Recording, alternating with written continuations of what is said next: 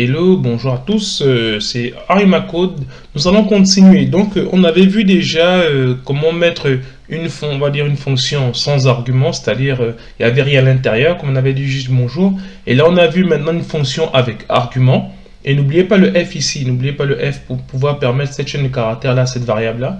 Donc jusque là c'était assez simple. On va maintenant passer à un cran où on passe à deux variables, c'est-à-dire deux variables après trois variables séparées. Bon, déjà on va faire deux variables et ici on va faire un truc simple. On va passer au niveau mathématique. Comme de là je suis passionné, on va voir mathématiques. Qu'est-ce que je vais prendre? Je vais prendre par exemple R d'un rectangle. Ok, l'aire d'un rectangle, on a vu comment on met def et puis on met l'aire d'un rectangle, après on met les parenthèses, ensuite on vient là, on met les deux points. Mais comme ici on veut toujours les arguments, donc on va prendre deux arguments, on va mettre ici longueur comme ça, et on doit séparer les deux par une virgule. Donc ici on a bien longueur, et là on a largeur. On a bien séparé les deux par une virgule, et ensuite on vient là. Donc maintenant qu'est-ce qu'on va faire ici? On veut faire l'aire d'un rectangle, et l'aire d'un rectangle on sait quoi? C'est la longueur multipliée par la largeur. Donc on va créer une nouvelle variable qu'on va appeler R comme ça au sein de notre fonction, et cette variable qu'est-ce qu'elle va faire? Elle va juste retourner la longueur multipliée par la largeur. Ok, et donc ici là on a terminé directement on va dire le calcul, et qu'est-ce qu'on veut maintenant faire à la fin? C'est qu'on veut juste l'afficher. Donc on va juste print juste le R ici.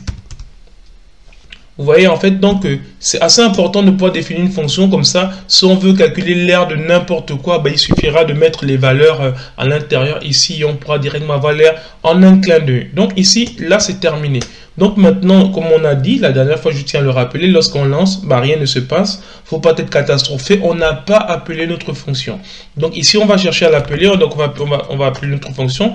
Ici, on va dire R rectangle comme ça.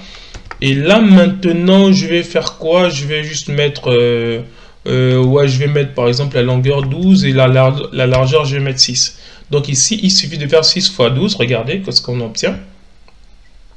On a bien obtenu ici 72. Donc, c'est bien le produit de 6 fois 12. Donc là, c'est bien l'aire. Donc, si on calcule l'aire d'un autre rectangle, pareil, on fait juste comme ça. Et donc, on peut calculer, on va dire par exemple 18 et 7. Et donc, le principe reste le même. Terminé, il y a tellement de fonctions possibles. Vous voyez, là, on a deux. Donc, on peut avoir autant de résultats qu'on veut. Donc, c'est quelque chose de plus simple que de retaper ça à chaque fois. Donc, là, on a défini une fonction et il suffit de les appeler comme ça et ça marche très bien. Bon, là, c'est déjà une chose qu'on avait vue. Et ce qu'on a besoin de voir, mais vous avez compris le principe. Si on veut mettre... si je vais créer une seconde fonction où je vais juste donner vite, on va dire... périmètre, oui, rectangle comme ça. Rectangle, le périmètre du rectangle, qu'est-ce qu'on va faire? On va toujours mettre ici longueur. Et n'oubliez pas les arguments, là, ils ne se retrouvent que au sein de la fonction. Vous voyez, hors de la fonction, ça ne se retrouve pas longueur, largeur. Donc, les valeurs qui sont ici ne vont jamais interférer avec celles qui sont là, et vice-versa. Donc là, maintenant, on a terminé. Et donc ici, qu'est-ce qu'on va mettre ici? On va mettre ici périmètre. Comme cette variable aussi reste au sein de la fonction périmètre rectangle. Et là, on va faire juste un truc simple. On va faire, pourquoi j'ai voulu faire ça? Parce que je voulais montrer comment on peut jouer avec les parenthèses. Donc, longueur plus largeur. Et après, maintenant, ici, on multiplie directement par 2. Donc là, qu'est-ce qu'on va faire? On va juste afficher le périmètre. Périmètre. Ok, là, maintenant. Et là, c'est terminé. Donc là, lorsqu'on relance, on va relancer ça. Maintenant, ici, je vais effacer. Et bon, je vais laisser comme ça. Je vais juste mettre ici... périmètre comme ça. Ok, pour celui-là et l'autre aussi. Voilà, pardon. Périmètre, voilà. Donc si je relance, on me dit quelque chose de nouveau. Mais on a bien ici 36 et 50. Pourquoi 36? Parce qu'on a, vous vous rappelez ici, on a 12 plus 2, 12 plus 6, ça fait 18 fois 2, ça fait 36. Ensuite, maintenant ici, on a 18 plus 7, ça fait 25, fois 2, ça fait 50. Voilà les deux valeurs qui sont là. Donc, c'est une manière simple de pouvoir faire des calculs avec les deux arguments. Donc, vous avez déjà vu 2, c'est pareil, hein, si on veut faire avec 3. Bon, par exemple, si on prend juste, on va dire R trapèze, parce que le trapèze, je ne sais pas si vous vous rappelez, trapèze, ouais, ça peut être loin pour certains, d'autres proches pour d'autres. Mais ici, on va faire quoi? Il y a ce qu'on appelle, il y a la longueur dans un trapèze, il y a la longueur. Ensuite, pardon, j'ai pas mis le def ici. il y a la longueur ici, il y a la largeur. Ensuite, on a quoi? On a la hauteur. Donc, qu'est-ce qu'on fait ici? Ici, normalement, on va appeler ça toujours aussi R. R, ça va faire quoi? Normalement, quand on fait un trapèze, il y a la... Bon, on va dire non, pas la longueur. On va dire, je vais mettre ici GB comme ça. Après, je vais mettre ici PB. Là, je vais mettre hauteur. Et après, ou bien moi, je vais quand même écrire pour que ça soit bien clair. Ici, c'est grande base. Ensuite, là, c'est petite base. La hauteur, ok. Donc ici, c'est quoi? C'est grande base. D'accord? Plus la petite base. Ok. Maintenant, ici, on met, hors de la parenthèse, mais fois la hauteur. Hauteur. Et divisé par 2. Donc, on peut encore faire tout ça. On peut faire ça encore comme ça. Et après, on peut aller à la fin. Si vous voulez que le truc soit plus clair et plus propre. Comme ça. Et après, on met divisé par 2. Donc là, ici, ça c'est l'aire. Donc on a fait l'aire du trapèze, la grande base plus la petite base, fois la hauteur multipliée par 2. Et là, maintenant, on peut juste print. On va afficher juste cette aire-là. Ok. Donc maintenant, ici, on va prendre n'importe quelle valeur. Donc ici, on va prendre aire trapèze. Aire trapèze comme ça. Et donc là, je mets ici la grande base, je vais appeler peut-être 18. La petite base, je vais appeler 11. La hauteur, je vais faire 13. Ok. Et donc, si je lance ça, regardez, on a quoi? On a la valeur... oh oui, il y a 3. J'ai pas supprimé... c'est très bizarre. Attendez. Je vais juste nettoyer ça. Ah oui, j'ai pas enlevé celle-là. Ouais. Ok. Donc là, on va relancer. Ici, on a bien 188,5. Pourquoi? On a fait la grande base. On a bien dit la grande base, c'est sa petite base, ça fait 19. 19 fois 13 divisé par 2 et ainsi de suite. Donc, si on veut prendre des petits chiffres qui seront plus simples, par exemple R trapèze comme ça, on va prendre ici 12, 6, 4. Voilà. Et donc là, ici, ça fait grande base plus petite base, ça fait 18. 18 maintenant, 18 fois 2, ça fait, 18 ça fait 72. Et 72 divisé par 2, ça fait 36. Donc ici, si on relance, normalement, on a 36. Ok, voilà, on a bien 36 ici. Parce qu'il a fait, il avait ça. Mais vous remarquez ici qu'il y a un point, même si on a mis 36, il met 36,0. En fait, c'est dû au fait de la barre de fraction. Quand on parle de division, on parle généralement de nombre à virgule. Et c'est pour ça que Python interprète directement ce truc là. Si vous voyez, regardez, je vais juste mettre aussi print comme ça. Je vais print quoi? Je vais print le type de quoi? De la valeur R. Ok. Donc maintenant, regardez qu'est-ce qui se passe. Bon, on va enlever déjà ça parce qu'on avait gardé le 36,0. Vous voyez, il met 36 et il met quoi? Type float. Le type float, il est venu à cause de quoi? Et pourtant, on n'a mis que des entiers, mais il est venu à cause de la division.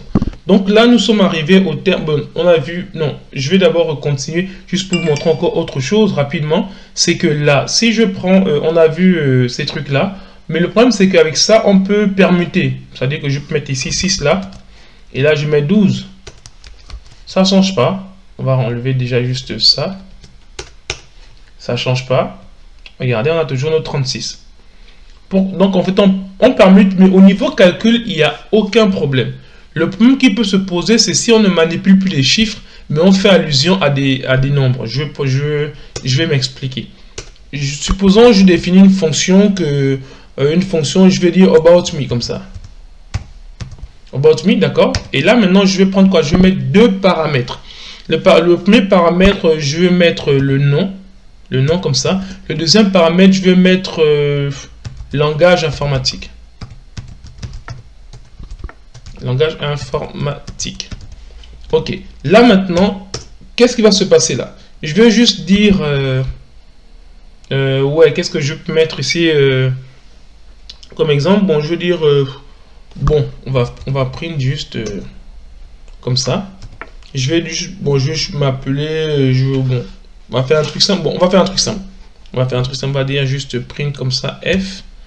Je réfléchis pas trop à l'expression là maintenant. Je vais dire... bon. Ouais, non, pourquoi pas. Je vais peut-être mettre ça. Comme ça, je vais dire bonjour. Bonjour. Là, ici, je vais mettre le nom. D'accord? Bonjour, le nom. D'accord. Ensuite, maintenant, bon, ça, c'est la première chose que je vais mettre ici. Après, je vais mettre autre chose. Je vais afficher print F comme ça aussi. Et donc là, maintenant, je vais mettre aussi la même chose, comme ça. Je vais dire j'aime quoi j'aime le langage. Langage comme ça. Après, je vais mettre juste la variable. Je vais mettre ici langage informatique. Ok. Donc là, maintenant, j'ai terminé. Et donc ici, je peux lancer ça, mais je vais appeler d'abord la fonction about me. Et là, ici, qu'est-ce qu'on va mettre? Premier argument, on va mettre ici Harry comme ça. Et le deuxième argument, on va mettre je sais pas, je vais dire Python. Ok. Donc là maintenant, si je lance ça, on a ça. On a bien dit bonjour Harry, j'aime le langage Python. Bon, on va faire quelque chose on va mettre ça d'abord. Et ici, on va ajouter la fonction title. Comme ça, on va avoir un truc qui se présente un peu mieux. Avec une majuscule pour le P. Ok. Donc ici, on a dit bonjour Harry. Non, j'ai enlevé même ça. Ok. Je vais relancer pour avoir quelque chose de plus propre. Voilà. Bonjour Harry, j'aime le langage Python. Bon, le nom aussi, il faudrait mettre aussi un title.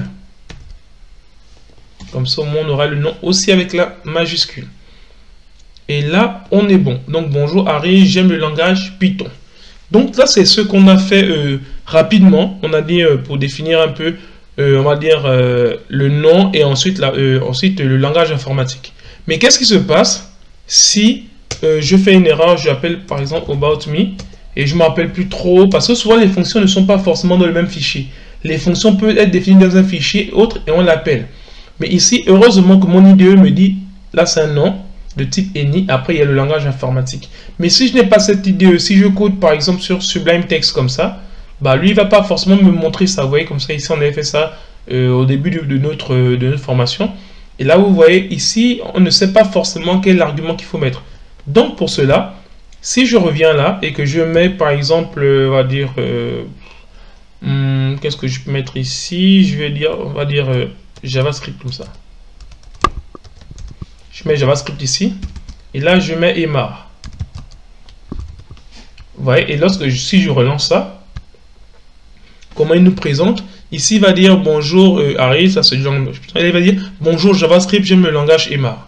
Vous voyez que là déjà on a fait une erreur parce que on a mis les arguments dans le mauvais sens. Donc le sens des arguments est très important et indispensable. Et c'est pour cela qu'au travers de ça, nous allons passer à la partie, à la vidéo suivante où nous allons parler des arguments par mots-clés. Parce que ce genre d'erreur peut arriver. Donc comment faire pour éviter ce genre d'erreur? Je vous dis rendez-vous à la vidéo prochaine. Merci.